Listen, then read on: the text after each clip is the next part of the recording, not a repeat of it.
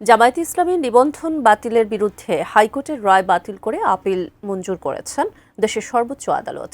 পাশাপাশি নিবন্ধন ফেরত সহ সংশ্লিষ্ট বিষয়ে নির্বাচন কমিশনকে নিষ্পত্তির নির্দেশ দেওয়া হয়েছে। প্রধান বিচারপতি ডক্টর সৈয়দ রেফাত আহমেদের নেতৃত্বাধীন 4 সদস্যের আপিল বিভাগ আজ রোববার এই রায় দেন। পরে জামায়াতের নিবন্ধন ফেরতের সংক্ষিপ্ত রায় প্রকাশ করা হয়। জাবেদ আক্তারের রিপোর্টে বিস্তারিত।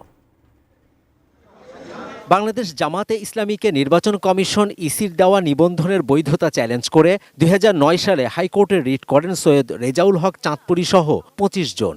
ওই রিটের পরিপ্রেক্ষিতে 2013 সালের 1 আগস্ট জামাতের নিবন্ধন অবৈধ ঘোষণা করে রায় দেন হাইকোর্ট। জামাতে ইসলামী নিবন্ধন বাতিল করে পরে 2018 সালের 7 ডিসেম্বর জামাতে নিবন্ধন বাতিল করে ইসি। হাইকোর্টের রায়ের বিরুদ্ধে জামাতের আপিল 2023 সালের 19 নভেম্বর খারিজ করে দেন সর্বোচ্চ আদালত। আওয়ামী লীগ সরকারের পতনের পর ওই আপিল পুনরুজ্জীবন চেয়ে জামাতের করা আবেদন সর্বোচ্চ আদালত গত 22 অক্টোবর মঞ্জুর করেন। পরবর্তীতে এ বিষয়ে 4 দিন শুনানি হয়। প্রধান বিচারপতি ডক্টর সৈয়দ রেফাত আহমেদের নেতৃত্বাধীন 4 সদস্যের আপিল বিভাগ রোববার জামাতের আপিল মঞ্জুর করে হাইকোর্টের রায় বাতিল করেছেন এবং ইলেকশন কমিশনকে নির্দেশনা দিয়েছেন বাংলাদেশ জামায়াতে ইসলামীর রেজিস্ট্রেশন এবং অন্য যে সকল ইস্যু ইলেকশন কমিশনের সামনে আছে বা আসবে সেগুলো যেন দ্রুতই নিষ্পত্তি করেন।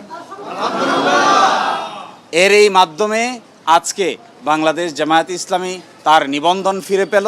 ইলেকশন কমিশন আইন অনুযায়ী অতি দ্রুত জামাতের নিবন্ধন এবং জামাতের প্রতীক বুঝিয়ে দিবেন, এটা আমরা প্রত্যাশা করি। টানা 7মবারের মতো বেস্ট টিস্যু পেপার ব্র্যান্ড হিসেবে স্বীকৃতি পেয়েছে বসুন্ধরা টিস্যু। কোনো রাজনৈতিক দল বা প্রার্থীকে প্রতীক হিসেবে দাঁড়িপাল্লা বরাদ্দ না দিতে প্রয়োজনীয় ব্যবস্থা নিতে 2016 সালে ইসিকে চিঠি দেয় সুপ্রিম কোর্ট প্রশাসন। ওই বছরই ন্যায় বিচারের প্রতীক হিসেবে দাঁড়িপাল্লা একমাত্র সুপ্রিম কোর্টের মনোগ্রামে ব্যবহৃত হবে বলে সিদ্ধান্ত নেওয়া হয়েছিল। ডাইরেকশন দিয়েছেন আপিল বিভাগ, সেই ডাইরেকশনে বলেছেন জামাতের রেজিস্ট্রেশন এবং অন্য কোনো ইস্যু যদি ইলেকশন কমিশনের সামনে থাকে তাহলে যেন ইলেকশন কমিশন এটা ডিসপোজ করে। এই অন্য ইস্যু বলতে আমরা বোঝাচ্ছি এটি হলো প্রতীক সংক্রান্ত ইস্যু। প্রতীকের বিষয়টাই মামলার ইস্যু ছিল না। প্রতীকের বিষয়ে অনারেবল কোর্ট কোনো ডিরেকশন দেননি। ওটা বলছেন ওনাদেরকে অন্যভাবে সমাধান করতে হবে। সর্বোচ্চ আদালতের রায় চূড়ান্ত, প্রশাসনিকভাবে সিদ্ধান্ত নিয়েছেন, এগুলো বিচারিক কোনো সিদ্ধান্ত নয়। Javed Akhtar, ATN news, Dhaka.